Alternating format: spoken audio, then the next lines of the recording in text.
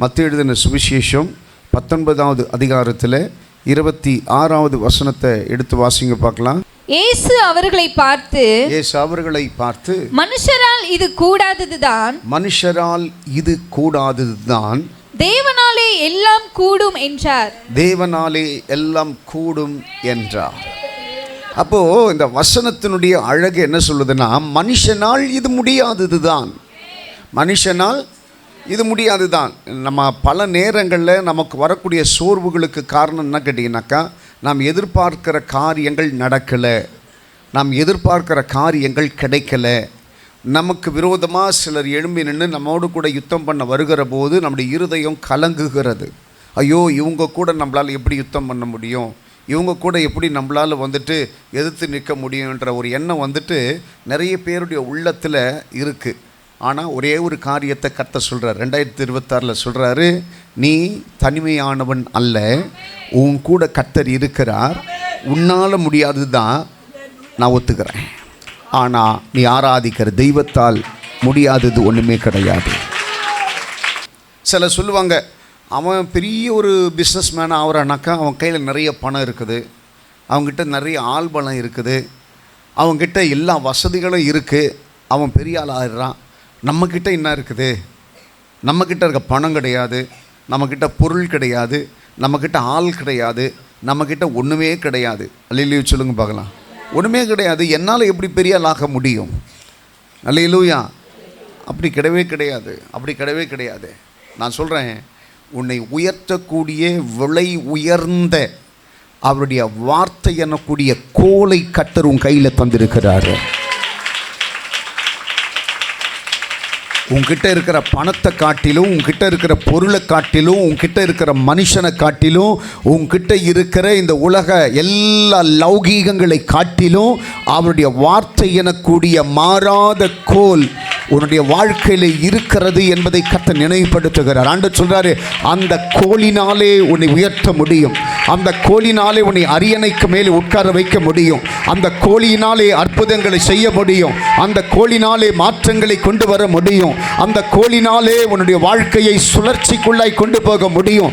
அந்த கோல் உன்னை ஆசீர்வதிக்கும், அந்த கோல் உன்னை உயர்த்தும், அந்த கோல் உன் வியாதியை குணமாக்கும், அந்த கோல் உனக்கு நன்மை செய்யும். அல்லேலூயா. இந்த வார்த்தையில் அவ்வளோ பவர் இருக்கு. வாசிங்க பார்க்கலாம். ஏசாயா 11ஆம் அதிகாரத்தில் 4வது வசனத்தை வாசிக்கிற போது, நியாயம் விசாரித்து யதார்த்தத்தின்படி பூமியில் உள்ள சிறுமையானவர்களுக்கு தீர்ப்பு செய்து பூமியை தமது வாக்கின் கோலால் அடித்து தமது வாயின் சுவாசத்தால் துன்மார்க்கரை சங்கரிப்பார். ஆமென் சொல்லுங்க பார்க்கலாம். இந்த இடத்துல ஆண்டவருடைய வார்த்தை சொல்லுகிறது. என்ன சொல்லுதா? அவருடைய வார்த்தையின் கோலால். அந்த வார்த்தையை உச்சரிங்க. அவருடைய வார்த்தையின் கோலால் நமக்கு என்ன பண்ணுவாரா? அவர் நியாயம் செய்வாராம். என்ன எப்படி பண்ணுவாரா? சத்தமாக சொல்ல மாட்டேன்றீங்களே. 2026 உங்களுக்கு நியாயம் செய்வார் ஆண்டவரே? நியாயம் செய்வாரா? சத்தமாக சொல்லுங்களேன். செய்வாரியா? எங்கள் அப்பா எனக்கு நியாயம் செய்வார். ஆண்டவர் சொல்கிறாரு, அவருடைய வார்த்தையின் கோலை கொண்டு எனக்கு நியாயம் செய்வதற்கு கர்த்தர் பெரியவராக இருக்கிறார். அல்லேலூயா. அதுதான் பெரிய கிருபை. அல்லேலூயா. ஆண்டவர் தேவனுடைய பிள்ளைகளாகிய உனக்கும் எனக்கும் நல்லவராகவே கர்த்தர் இருக்கிறார். கோல் என்று சொன்ன உடனேயே என்னுடைய நினைவுக்கு முதல்ல வந்த நபர் யாருன்னு கேட்டீங்கன்னாக்கா மோசே தான். அல்லேலூயா. இந்த இடத்துல மோசே ஒரு பயந்த குணமுள்ள ஒரு மனுஷனாக இருந்தான். எப்படிப்பட்ட மனுஷனாக இருந்தான்? பயந்த குணமுள்ள மனுஷனாக இருந்தான். அவனுக்குள்ள எபிரேய பெண்ணுடைய பிள்ளையாக இருந்ததுனால அவனுக்குள்ளே என்னாச்சு, அந்த எபிரேய தெய்வத்திற்கு மேலே அவனுக்குள்ளே என்ன இருந்தது? ஒரு பற்று இருந்தது. அந்த ஜனத்திற்கு மேலே ஒரு பற்று இருந்தது. அல்லேலூயா சொல்லுங்க பார்க்கலாம். அல்லேலூயா.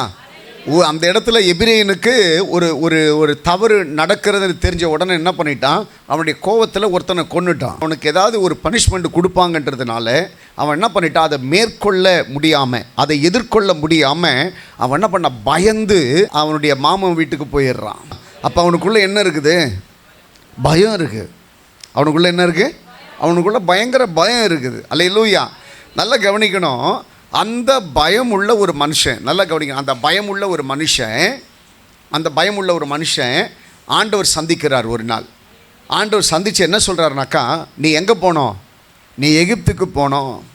அந்த இடத்துல இருக்கிற ஜனங்களை எல்லாம் நீ என்ன பண்ணணும்? விடுதலையாக்கணும் அப்படின்ட்டு சொல்லிட்டார். இவனுக்கு மனசு இப்போ உடனே போயிடுவானா அவனுக்குள்ள ஒரு பயம். என்னப்பா என்ன வேலை கொடுக்குறீங்க? அந்த இடத்துல என்னை கொன்னே போட்டுருவாங்க, நாங்கள் உயிர் பிழைக்கவே முடியாது, அந்த இடத்துல என்னால் யாருக்கிட்டையும் போய் பேச முடியாது, என்னை நொறுக்கி போட்டுருவாங்க. அல்லேலூயா. அப்படிப்பட்ட காரியங்களை ஒருவேளை அவன் கடவுள்கிட்ட ஆர்குமெண்ட் பண்ணியிருக்கலாம். அல்லேலூயா சொல்லுங்கள் பார்க்கலாம்.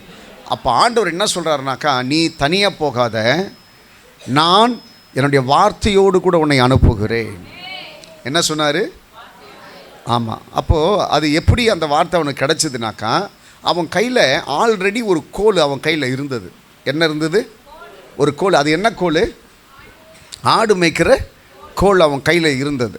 அப்போ ஆண்டு சொல்கிறாரு, இந்த ஆடு மேய்க்கிற கோலை கொண்டு நான் உன்னை என்ன பண்ணலை, எந்த ஒரு காரியத்தையும் செய்ய விரும்பலை. அதனால் என்ன பண்ண, அந்த கோலை கீழே போடுன்னார். அந்த கோலை கீழே போட்டவொன்னே அந்த கோல் என்னவாச்சு? பாம்பாக மாறிச்சு. அப்போ ஆண்டவர் என்ன சொல்கிறாருனாக்கா, அதை தலையை பிடிச்சி எடுன்றார். அல்லே சொல்லுங்கள் பார்க்கலாம். அது திருப்பி என்ன ஆச்சு? கோலை மாறிச்சு. இப்போது இந்த கோலை எடுத்துகிட்டு நீ போன்றாரு. இவனுக்கு ஒன்றுமே புரியல. அல்லையிலே சொல்லுங்கள் பார்க்கலாம். நல்ல கவனிங்க பார்க்கலாம். இதுக்கு முன்னாடி இருந்தது ஒரு ஆடு மேய்க்கிற கோல். அதுக்கு பின்னாடி இப்போ இவன் அனுப்புகிறப்போ அந்த கோல் திரும்ப அவன் கையில் வந்தபோது இது ஆடு மேய்க்கிற கோல் அல்ல, அவருடைய வார்த்தை எனக்கூடிய கோலாய் கர்த்தரதை மாற பண்ணினார். இப்போது இந்த மோசைக்குள்ளே மோசைக்கு இன்னும் புரியலை, இன்னும் அவனால் விளங்கிக்க முடியல. என்னடா சாதாரண கோல் தான் அவன் நினச்சிட்ருக்கிறான். அல்லேலூயா. அவனால் அதை விளங்கி கொள்ள முடியாத ஒரு சூழ்நிலையில் அவன் சரி கடவுள் சொன்னார்ன்றதுக்காக அவன் போயிட்டான். அல்லையே சொல்லுங்கள் பார்க்கலாம். அந்த இடத்துல போன உடனே அந்த எகிப்தினுடைய ராஜாவாகிய பார்வோனுக்கு முன்பதாக அவன் எத்தனை வாதைகளை வர வச்சான்? 10 வாதைகளை வர வச்சான். அல்லேலூயா. இப்போ என்ன பாருங்கள் பார்க்கலாம். இந்த வாதைகள் ஒவ்வொன்றிற்கும் ஒரு காரணம் உண்டு என்று சொல்லி உங்களுக்கு தெரியுமா? இந்த வாதைகள் அவன் வரவழைத்ததற்குண்டான காரணம் என்ன நினைக்கிறாங்கனாக்கா, பார்வோனுடைய இருதயம் கடினப்பட்டுருச்சு. அதனால் இந்த வாதைகளை வரவழைத்து பார்வோனை பயமுறுத்தினார் அப்படி சொல்லி நிறைய பேர் நினைக்கிறாங்க. அல்லேலூயா. அப்படி கிடையாது. இப்போ நமக்குள்ளே அதனுடைய விளக்கத்தை கர்த்தர் நமக்கு கொடுக்கட்டும். அல்லேலூயா. நல்லா கவனிக்கணுங்க. அவனை பார்வோனை பயமுறுத்துறதுக்காக மட்டும் இல்லை, ஆண்டவர் நியாயம் செய்வதற்கு, நீதி செய்வதற்கும் அல்லேலூயா தம்முடைய அற்புதங்களை வார்த்தையனுக்கூடிய கோலை கொண்டு கர்த்தர் செய்தார். ஆமேன் சொல்லுவீங்களா? எதனால் செய்தாரா? வார்த்தை எனக்கூடிய கோலை கொண்டு அந்த ஜனங்களுடைய மத்தியிலே கர்த்தர் அற்புதங்களை செய்தார். அல்லேலூயா. அதில் நிறைய அற்புதங்கள் விவரிக்கப்பட்டிருக்கிறது. அதில் ஒரு அற்புதத்தை நான் உங்களுக்கு சொல்ல விரும்புகிறேன். ஆமேன் சொல்லுங்கள் பார்க்கலாம். எடுத்து வாசிங்கள். யாத்திராகமத்தின் புஸ்தகம் 12வது அதிகாரத்தில் 12வது வசனத்தை வாசிங்க பார்க்கலாம். அந்த ராத்திரியிலே நான் எகிப்து தேசமெங்கும் கடந்து போய் எகிப்து தேசத்தில் உள்ள மனிதர் முதல் மிருக ஜீவன்கள் மட்டும் முதற் பேராய் இருக்கிறவைகளை எல்லாம் அதம் பண்ணி எகிப்து தேவர்களின் மேல் நல்ல இந்த வசனத்தை கொண்டு கவனிங்க. எகிப்தின் தேவர்கள் மேல் நீதியை செலுத்துவேன்.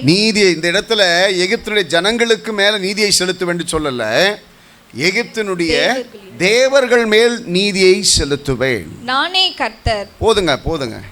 இந்த வார்த்தை உங்களுக்கு புரிஞ்சுதா? அப்போ 10 வாதைகளை கர்த்தர் உண்டாக்கினதற்கு காரணம் எகிப்தினுடைய தெய்வங்களை நியாயம் தீர்க்க.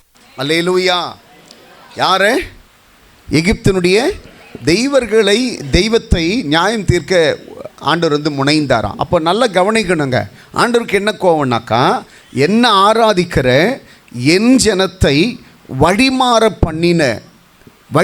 பண்ணின அல்லது தன்வசம் அடிமைப்படுத்தின பொல்லாத ஆவிகளுக்கெல்லாம் நியாயம் தீர்ப்பதற்கென்று ஒரு நாளை கர்த்தர் வைத்திருக்கிறார். இன்றைக்கி மந்திரங்களின் மூலமாக, தீய காரியங்களின் மூலமாக, அல்லது அதை மறைமுகமான காரியங்களின் மூலமாக உன்னை முடக்கிறதுக்கு எந்த ஆவிகள் இன்றைக்கு சூழ இருந்தாலும் சரி, அந்த ஆவிகளை எல்லாம் நியாயம் தீர்ப்பதற்கென்று கர்த்தர் ஒரு நாளை வைத்திருக்கிறார். அல்லேலூயா, அல்லேலூயா. அப்போது ஆண்டவர் ஏற்படுத்தின அத்தனை வாதைகளும் மனிதனை பயமுறுத்துவதற்காக இருந்தாலும் மெயின் காரணம் என்ன கேட்டீங்கன்னாக்கா, எகிப்தினுடைய தெய்வங்களுக்கு தண்டனை கொடுப்பதற்காகத்தான். யாருக்காக? எகிப்தினுடைய தெய்வங்களுக்கு தண்டனை கொடுப்பதற்காகத்தான்.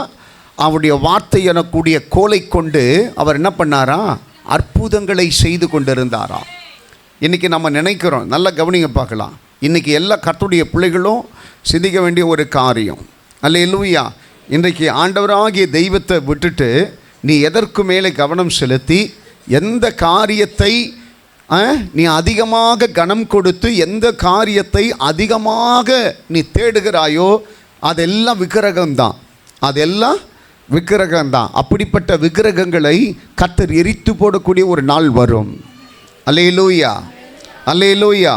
அதில் முதல் காரியத்தை நான் உங்களுக்கு எடுத்து சொல்ல விரும்புகிறேன். ஸ்தோத்திரம். எடுத்து வாசித்து பாருங்கள். யாத்திராகமத்தின் புஸ்தகம் 7வது அதிகாரத்தில் 20வது வசனம்.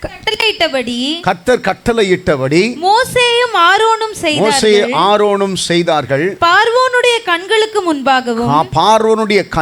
முன்பதாகவும் அவன் ஊழியக்காரரின் கண்களுக்கு முன்பதாகவும் கோலை ஓங்கி நதியில் உள்ள தண்ணீரை அடிக்க நதியில் உள்ள தண்ணீர் எல்லாம் இரத்தமாய் மாறி போயிற்று. நல்ல கவனிக்கணுங்க. இது பார்வோனை பயமுறுத்துவதற்காக இருந்தாலும் முதல் காரணம் என்ன கேட்டீங்கன்னாக்கா, தண்ணீரெல்லாம் இரத்தமாய் மாற பண்ணுகிறார். அல்லேலூயா, அல்லேலூயா. அதில் முதல் காரணம் என்ன கேட்டிங்கனாக்கா, அந்த நாளில் தண்ணீர் எகிப்தினுடைய ஒரு கடவுளாக இருந்துதான். தண்ணீர் எகிப்தினுடைய கடவுளாக இருந்ததான். இன்றைக்கி கூட இந்தியாவில் சொல்லுவாங்க, என்ன சொல்லுவாங்க? கங்கை புனித நீர் என்று சொல்லுவாங்க. அதுபோல் எகிப்தில் தண்ணீர் என்பது ஒரு புனித தெய்வமாக இருந்ததான். அல்லேலூயா சொல்லுங்க பார்க்கலாம். அல்லேலூயா. அந்த தண்ணீரை ஜனங்கள் வணங்கினார்களாம். அது தீர்த்தம்னா புண்ணிய தீர்த்தம்னு சொல்லுவாங்கள்ல, அதுபோல் அந்த தண்ணீரை வழங்கினார்களாம். அது கர்த்தருடைய பார்வையிலே அருவருப்பாக இருந்தது. அது கர்த்தருடைய பார்வையிலே அருவருப்பாக இருந்தது. அல்லேலூயா. நீ விரும்பக்கூடிய பொருள் அது ஆசீர்வாதமாக இருக்கணும்னாக்கா, அல்லேலூயா, கடவுளுக்கு கொடுக்கக்கூடிய முக்கியத்துவத்தை வேறு எதுக்குமே கொடுக்கக்கூடாது. அப்படி கொடுத்தனா கர்த்தர் அதை உடச்சி போட்டுருவார். நான் சொல்கிறேன், பிள்ளைகள் கர்த்தர் நமக்கு தந்தது. கடவுளுக்கு மேலே அந்த பிள்ளைகளுக்கு நம்ம என்ன பண்ணக்கூடாது? அதற்குண்டான மேன்மைகளை கொண்டு போகக்கூடாது. உன் கணவரை கர்த்தர் உனக்கு கொடுத்தது. கடவுளுக்கு மேலே அந்த கணவருக்கு மேலே அனுபவிக்கக்கூடாது. மனைவியை கர்த்தர் கொடுத்தது. கடவுளுக்கு மேலே அந்த மனைவிக்கு மேலே அனுபவிக்கக்கூடாது. அல்லேலூயா.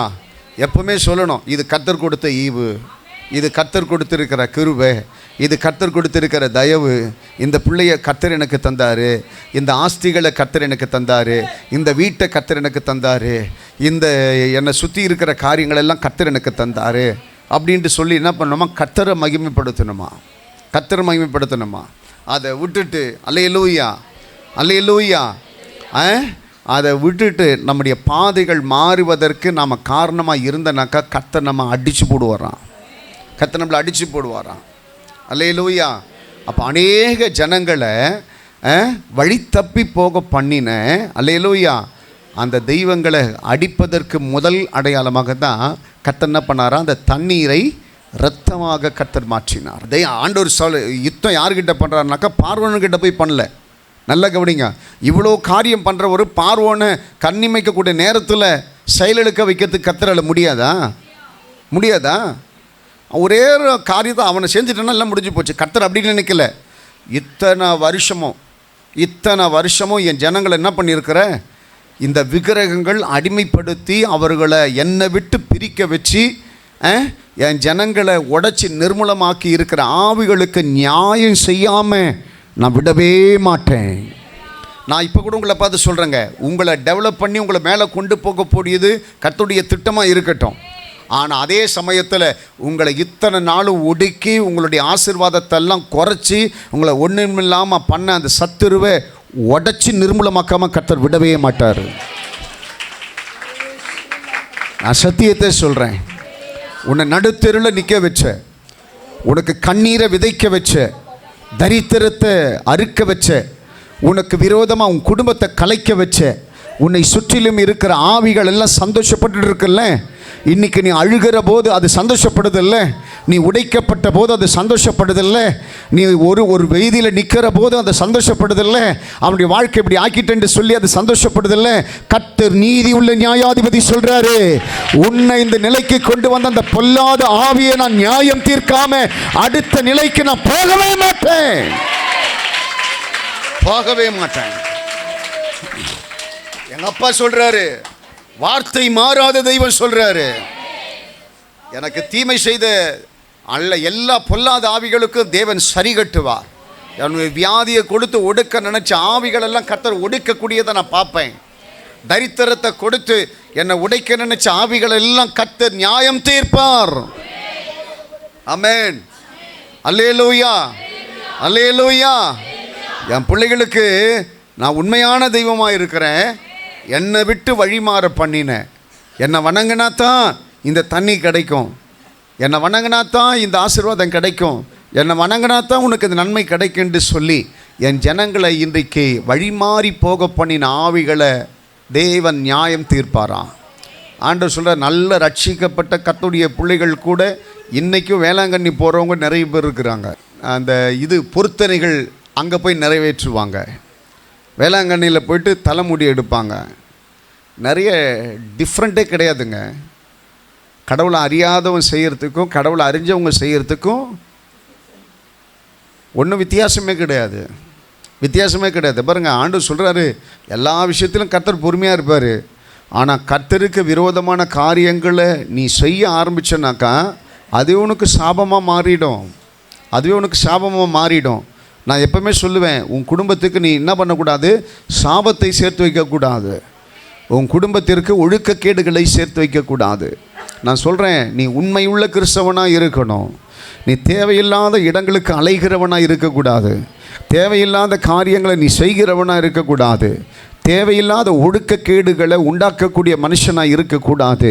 ஆண்டவர் சொல்கிறார், நீ ஞானம் உள்ளவனாய் ஜாக்கிரதையாய் இருந்தால் மட்டும்தான் நீ ஆசீர்வதிக்கப்படுவ.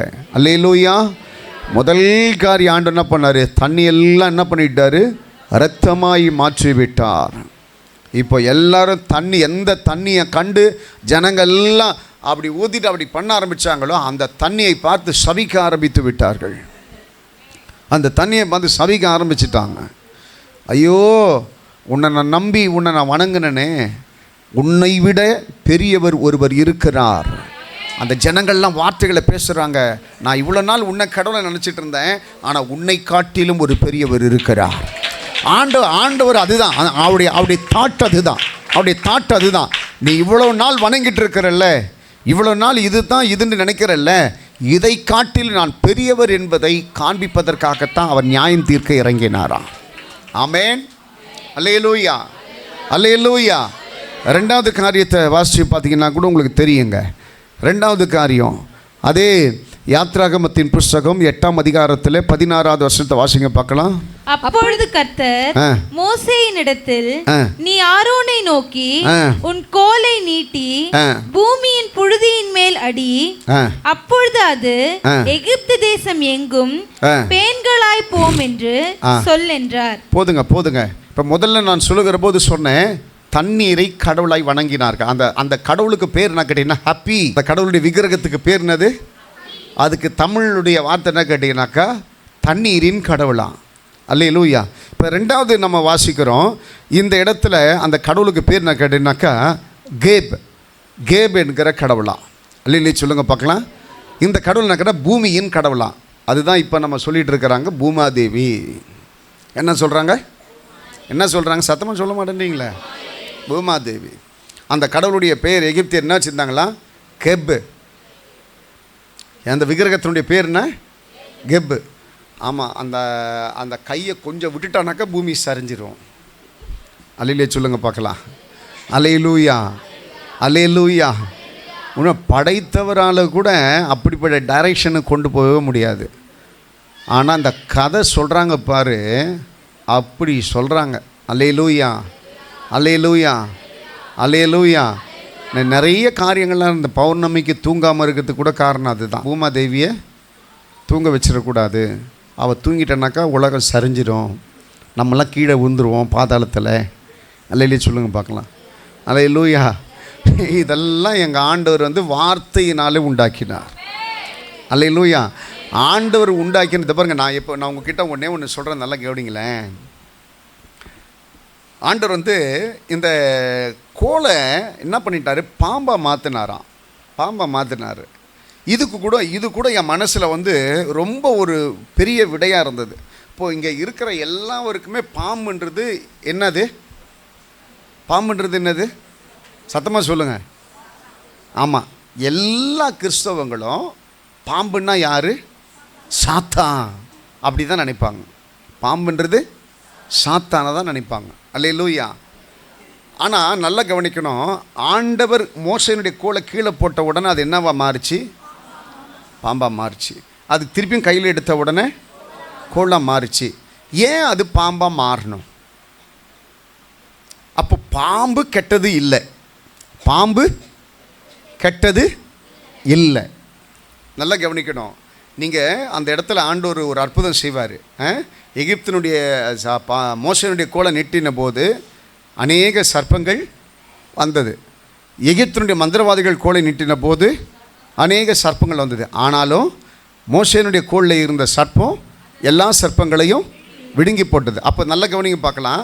எல்லாம் டோட்டலி மோசேயினுடைய சர்ப்பமும் அவங்க சர்ப்பமும் சாகலை.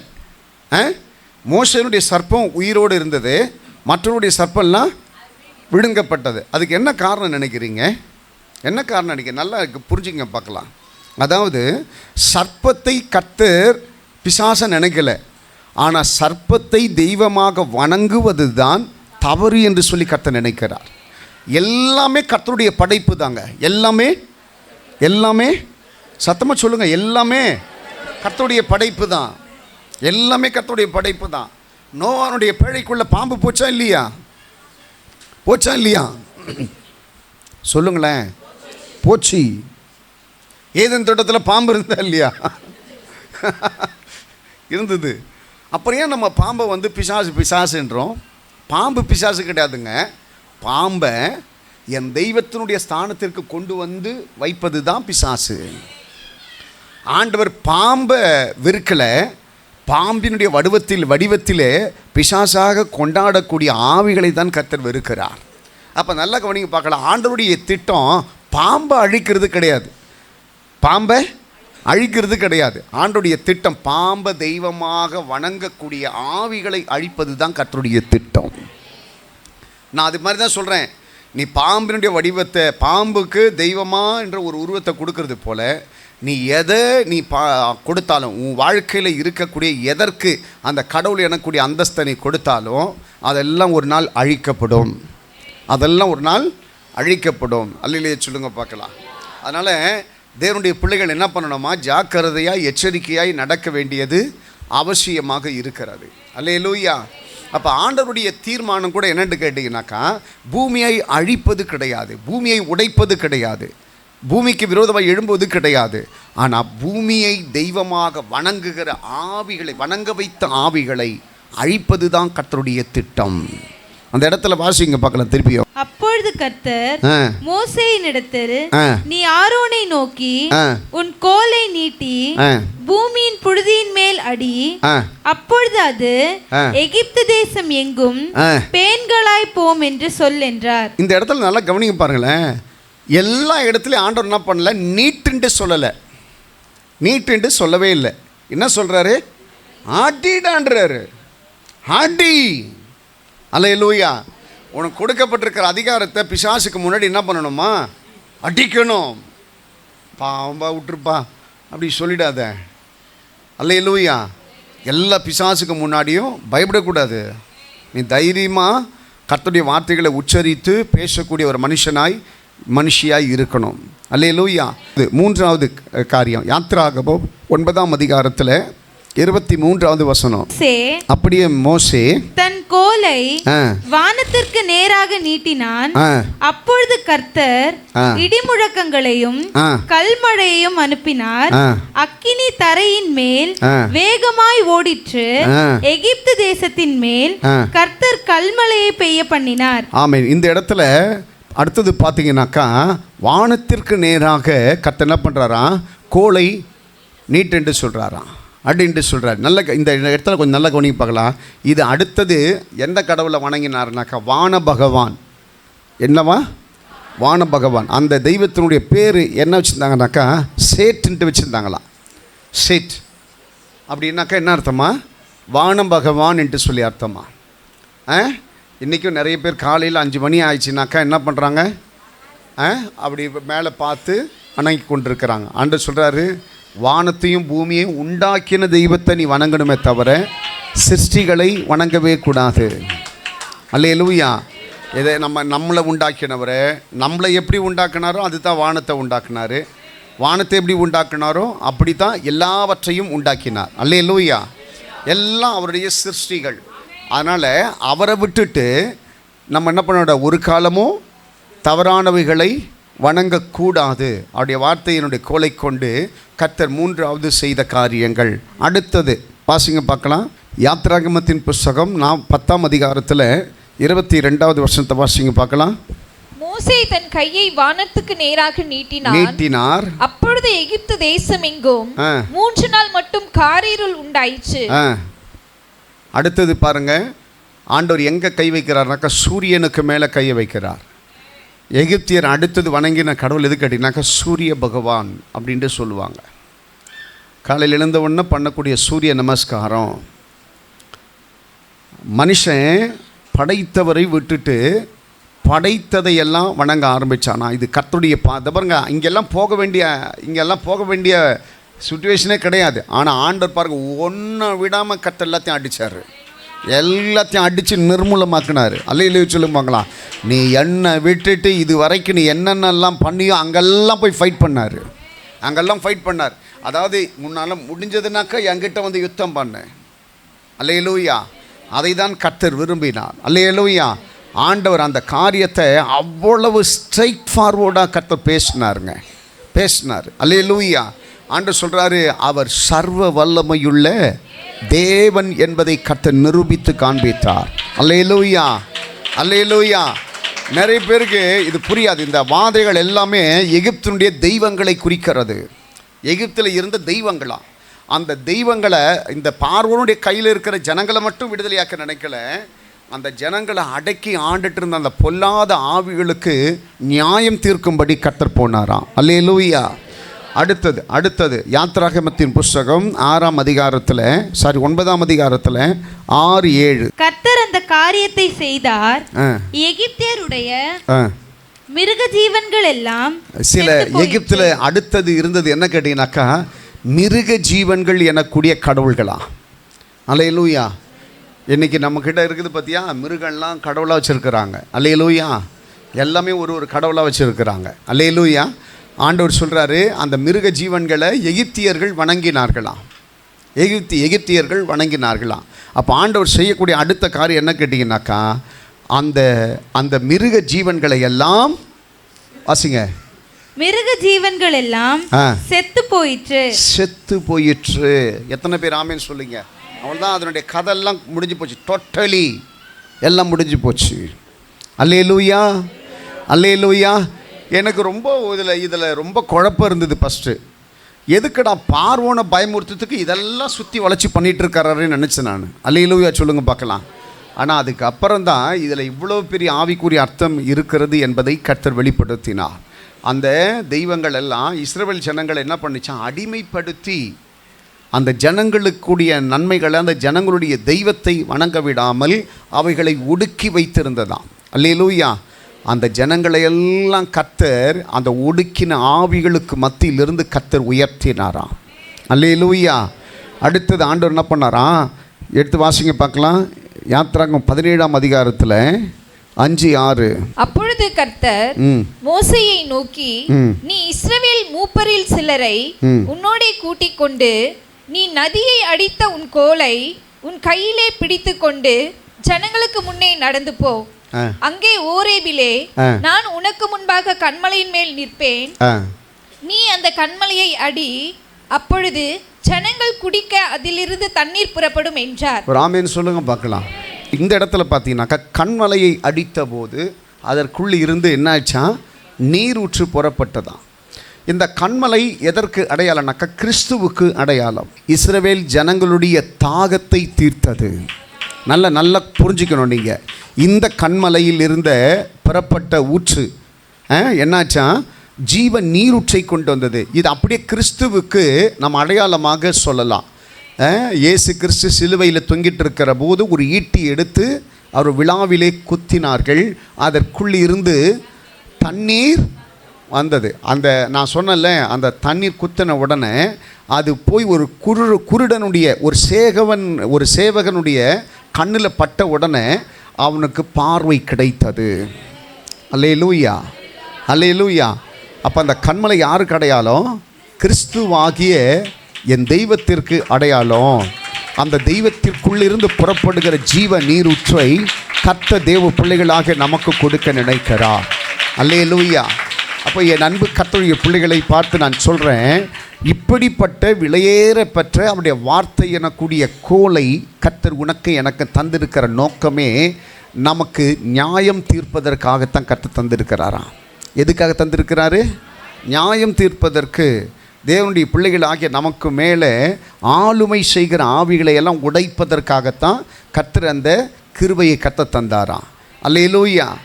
இப்போ நான் உங்களை பார்த்து நான் சொல்கிறேங்க, 2026 வருஷத்திற்குள்ளே நுழைந்திருக்கிற உங்கள் கையில் சொல்லக்கூடிய அளவுக்கு எதுவுமே இல்லாமல் இருக்கலாம். ஆனால் ஒன்று அவர் கொடுத்த விலை மதிப்பில்லாத வாக்குத்தத்தம் உங்கள் கையில் இருக்குது. அதை கொண்டு உங்களை ஆசீர்வதிப்பதற்கு, அதை கொண்டு உங்களை உயர்த்துவதற்கு, அதை கொண்டு உங்களுக்கு நன்மை செய்வதற்கு, அதை கொண்டு உங்களை பெருக வைப்பதற்கு, அதை கொண்டு மாற்றத்தை கொண்டு வருவதற்கு இயேசு பெரியவராய் இருக்கிறார். இயேசு பெரியவராய் இருக்கிறார். இயேசு பெரியவராய் இருக்கிறார். ஆண்டவர் மோசேயை பார்த்து சொன்னது போல தான் உங்களையும் பார்த்து சொல்கிறாரு. என்கிட்ட ஏன் முறையிடுறீங்க? ஏன் உங்ககிட்ட இல்லைன்றதை நினச்சி கஷ்டப்படுறீங்க? உங்ககிட்ட என்ன இருக்குதோ அதை வைத்து போராட கற்றுக்கொள்ளுங்கள். ஆண்டவர் சொல்கிறார், செங்கடலை பிளக்கக்கூடிய அதிகாரமுள்ள கோல் உன் கையில் இருக்குது. அதை நீட்டினாக்கா அது பெரிய பராக்கிரமங்களை செய்யும். அல்லேலூயா, அல்லேலூயா. இந்த செங்கடலை பிளந்தது கூட ஒரு பெரிய ஒரு காரணங்கள் இருக்குதுங்க. ஏன் அந்த செங்கடலை கர்த்தர் பிளந்தார்? ஒருவேளை அந்த செங்கடலுக்கு மேலே கூட நடக்க பண்ணியிருக்கலாம். ஆனால் பிளந்ததற்கு காரணம் என்ன கேட்டிங்கனாக்கா, அது வரையிலும் எகிப்தில் ஒரு தண்ணீருக்குள்ளே ஒரு மிருகம் இருந்துதான். அந்த மிருகத்தை 2ஆக பிளந்து அந்த மிருகத்தை கொண்டு அந்த ஜனங்கள் தண்ணீரை பிளந்து என் கடவுளுடைய வலிமை இவ்வளவு பெரிது என்று சொல்லி அந்த ஜனங்களுக்குள்ளே ஒரு பிரசுரம் இருந்ததாம். ஒரு பெரிய ஒரு பிரசுரம் இருந்ததாம். அல்லேலூயா.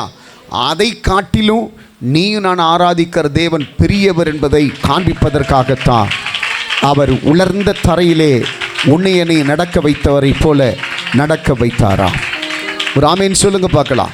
அப்படி ஆண்டவர் செய்த ஒவ்வொரு உபமானங்களுக்கும் அர்த்தம் உண்டு, அர்த்தம் உண்டு, அர்த்தம் உண்டு. பார்வோனை பயமுறுத்துறதுக்காக பண்ணலைங்க, அந்த ஆவிகளை அழிப்பதற்காகத்தான் அந்த 9 விதமான 10 விதமான அற்புதங்களை கர்த்தர் செய்தார். இன்றைக்கி கர்த்தர் உங்களை பார்த்து சொல்கிறாருங்க, உங்களை பார்த்து சொல்கிறாரு, உங்களுக்குள்ளே இருக்கிற தேவன் பெரியவர் என்பதை காண்பிப்பதற்கு அவர் பெரிய பராக்கிரமங்களை இந்த 2026 வருஷத்தில் உங்கள் கண்ணுக்கு முன்னாடி கர்த்தர் செய்வார். ஆண்டவர் சொல்கிறார், இந்த அற்புதங்களை தேவன் செய்வார். அவரோடு கூட இருக்கிற உறவிலே பலப்பட்டு நிற்கிற உங்கள் வாழ்க்கையில் நிறைய பராக்கிரமங்களை கர்த்தர் செய்வார். நிறைய அற்புதங்களை கர்த்தர் செய்வார். நிறைய ஒடுக்கங்களை கர்த்தர் மாறு பண்ணுவார். எல்லாம் அப்படி கண்ணை மூடுங்க பார்க்கலாம்.